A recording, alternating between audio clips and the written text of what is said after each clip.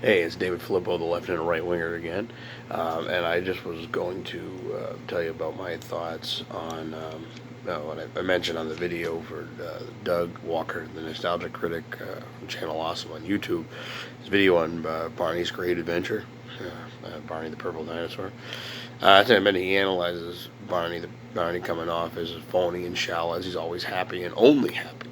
And as mentioned, it explains a lot of millennials as none of them seem to deal well with any emotion other than happy. If something makes them angry, sad, or confused, it's a problem, and often they deem it must be. It's a problem for them, and they often deem that it must be outlawed. Hence their silencing of the First Amendment. Um, Hence their silencing of the First Amendment. Because they don't want to hurt anyone's feelings. Look at their poster child, Alexandria Ocasio-Cortez. All the legislation she's for, it kind of falls in that line, and she often comes off phony and shallow too. It's interesting because Barney dominated the program, particularly younger millennials. I was at the end of it. I was in kindergarten when 1988 when Barney kind of really became into fashion. Um, and like I said, older millennials and older kids like myself, we grew up on Mr. Rogers and Sesame Street, and they were much better at exploring different emotions and things like that. Hence, you don't hear much of these problem people like me and older adults. And yeah, I mean these millennials, these kids now are adults, and they got to be responsible for their actions. However, I'm starting to wonder if this leads into a bigger problem in parenting in general. From the liberals raising taxes, forcing women to work, encouraging parenthood, making two-family incomes the norm, and just rising inflation. It's going to be difficult to be a parent. I know I'm a parent, and it's not easy. It's not impossible, but it's difficult. Now, I know sometimes because of that, we sometimes don't always make the best choices. We try to do the best we can with the situation. And we find ourselves, like a better word, cheating. And I think, and myself included, even, I'm trying to find better ways around it. But I think at least since the '70s, more and more parents have found TV as essentially a babysitter for their kids in some ways. And it's become more and more. I don't think it was in the beginning, but I think especially now it's even worse with tablets and other little pieces of electronic technology like that. Um, and it and with that being said, Barney has proven parents really should be more mindful of what their kids are watching. On the surface, Barney didn't seem bad. I mean, that's the easy thing. Oh, he's nice. How could this be a problem for kids? That's only when you really analyze the message he's giving children, you see how it's not really the best message for kids to really learn anything from. Um, and especially seeing how older Gen X's and baby boomers see generally millennials and Ocasio-Cortez, particularly even the liberal ones. I wonder if maybe they see the error of their ways, particularly the liberal ones.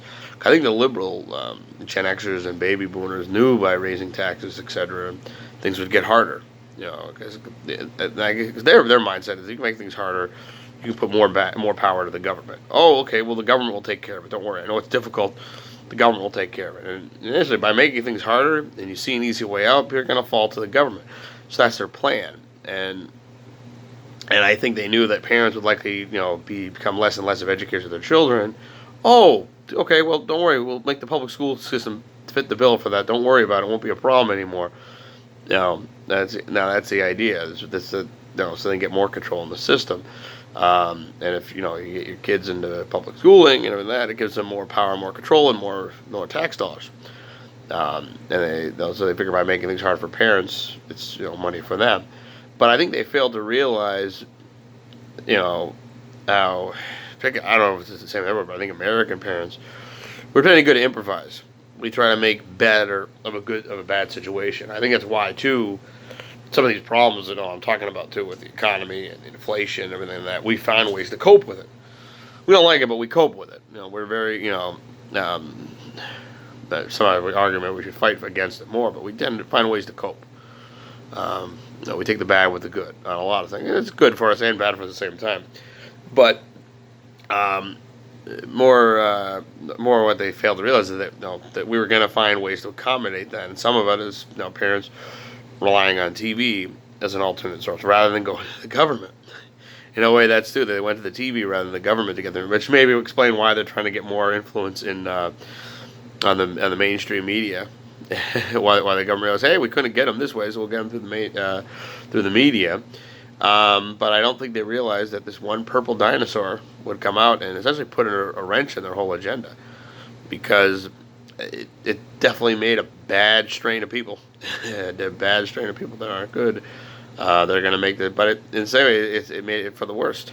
So, anyway, just some thoughts on that. It's just like, I mean, my point being, I mean, I think Barney really kind of made it difficult for kids to explore their emotions, and I think part of the problem is, though, that we've become very reliant on TV and electronics for our kids, and I think we need to find a way to step back and stop that.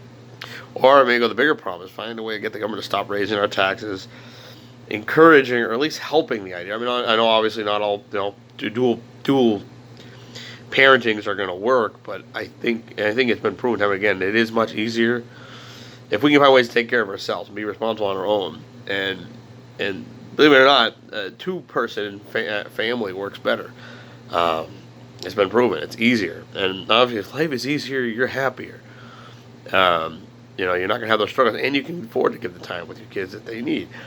And just to expand on that, you can also, by giving yourself that much more time, the other part important too is that, and I'm not saying that this needs to be the woman's role either, but sometimes it does work better if there's only one parent working. And that doesn't, like I said, that doesn't have to be the mother. But if we could be in a world where it was agreed upon, whatever reason between you and your relationship, that one person is home with the kids and one person is home with doing the job, I think it can make the world a much better place. I mean, and I think if parents had more time with their kids, I think it's a lot different. I really wish more women. I always feel like the feminists, particularly the feminazis, the wing of the liberals, seem to shun or be ashamed of the idea of motherhood. And I really wish more and more would realize how much power mothers have. I mean, they reshape the world. I mean, look at what we say as kids. Oh, I'm going to tell mom on you. Oh, you're going to go home cry to your mommy? I don't think people say go home cry to your daddy. They don't say I'm going to tell your dad on you. No, it's always mom. And I think we always look back to our moms. And I really think, more. I really wish more people, would realize and say, maybe being a mother is not such a bad thing. And if you really want to make the world a better place, that may be the place to start. I mean, especially if you got a beef with men. I mean, any mom with sons that can make pretty good people. I think my mom did a pretty good job. So, anyway, just something to think about. Bye.